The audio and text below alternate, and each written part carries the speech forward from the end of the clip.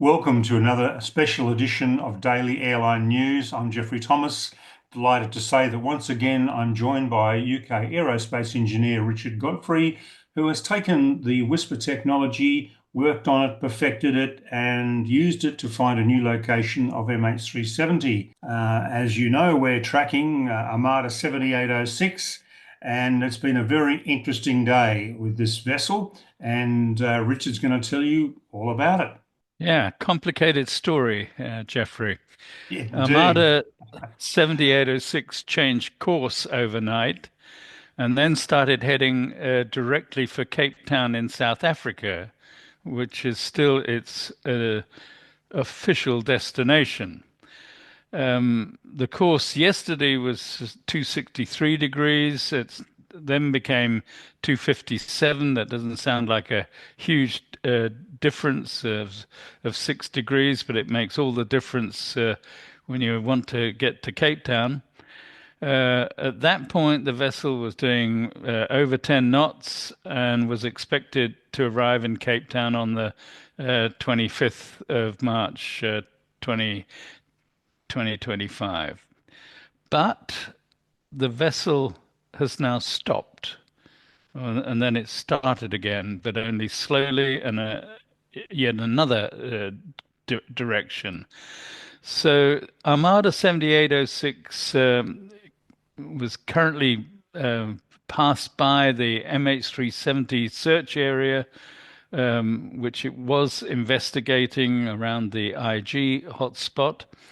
And we did assume it might go on to the Captain Patrick Blelly and Jean-Luc Marchand search area, but that appears now not to be the case.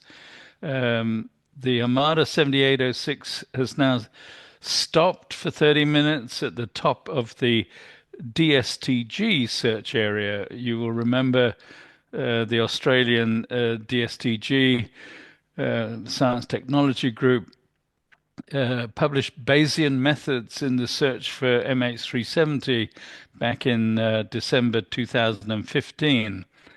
Well, the location where Armada 7806 stopped was 36.239 degrees south and 92.209 degrees east, which is 85 kilometers southwest of the Blelly Marchand hotspot, their so-called maximum ditching point, and at the top of the DSTG search area. The water depth there is almost 4,000 meters, 3,954. So a lot of has been changing. Maybe we should have a quick look at the weather, see if that's a reason. But the weather in the area is looking good.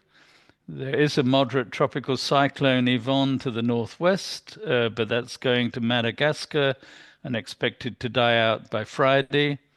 There are high winds further south in the so-called roaring 40s, but that is not going to disturb ocean infinity.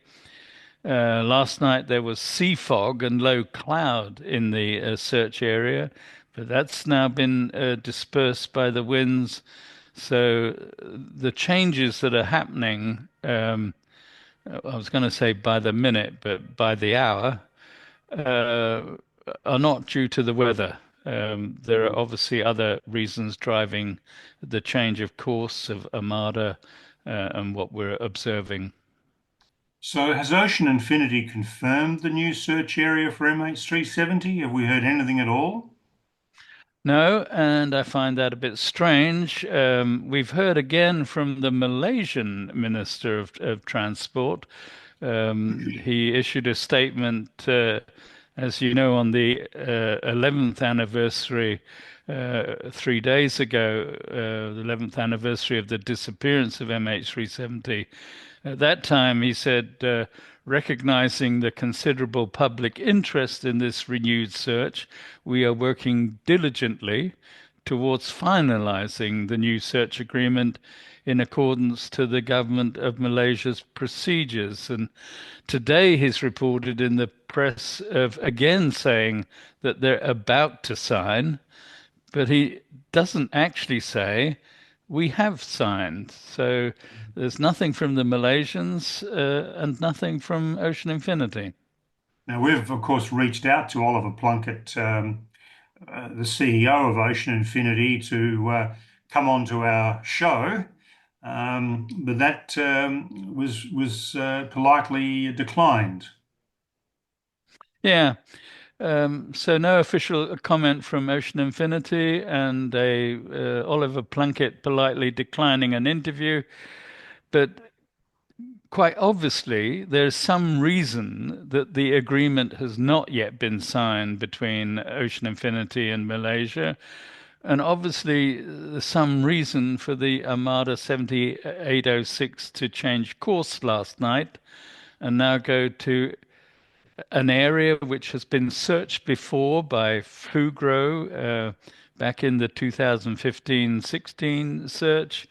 Uh, 10 days ago, I would remind you, it was also an area that's been searched before by Ocean Infinity.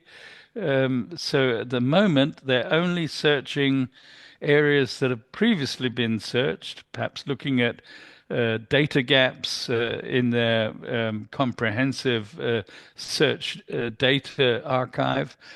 And they're not going to any new areas. So they're not going to the Blely-Marchand area. They're not going to the UWA area. They're not going to the Whisper area. Um, and they're not going to any other areas previously mentioned by people like Captain Simon Hardy or Captain Byron Bailey or Captain Mike Keane. Um, they're just going back to previously searched areas. Mm.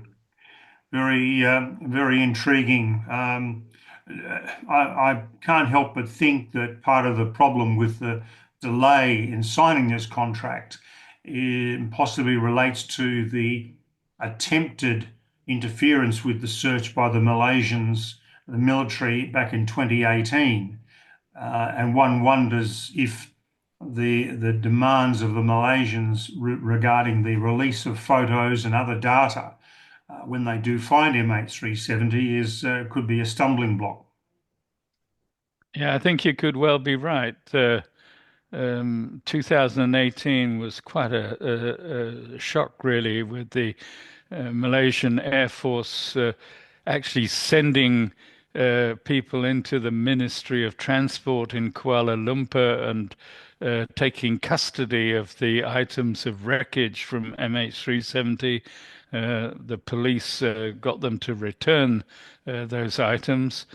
And as you say, the other Air Force officers wanted to fly to Fremantle and board seabed constructor, but they were then firmly told not to do that, and that the investigation would remain in the civilian aviation hands and not be taken over by the Air Force and the Malaysian military. So Mm. maybe there is some sort of aftermath from that still carrying on. Indeed. So, look, there's going to be a lot of viewer comments and questions after this episode, and we'll have a lot of questions ourselves, I think. So we'll attend to those tomorrow and bring you further information about exactly what's happening way down there in the southern Indian Ocean. Thank you indeed, Richard, for your update and the work you've done for this, researching it all. Viewers, please subscribe to us, please like us, please keep those comments coming, and do tune in tomorrow for another edition of Daily Airline News. Thank you again, Richard. Yeah, I'd just add to that that the investigation into March 8th in the Indian Ocean and an unidentified aircraft being sighted has continued meanwhile. We have discovered a second and possibly a third aircraft, and we'll also bring you Mm. an update tomorrow on US Navy aircraft in the Indian Ocean searching for MH370 already 24 hours after the disappearance of MH370. That'll be fascinating material. Very intriguing. So once again, thank you, and we'll look forward to talking with you viewers tomorrow.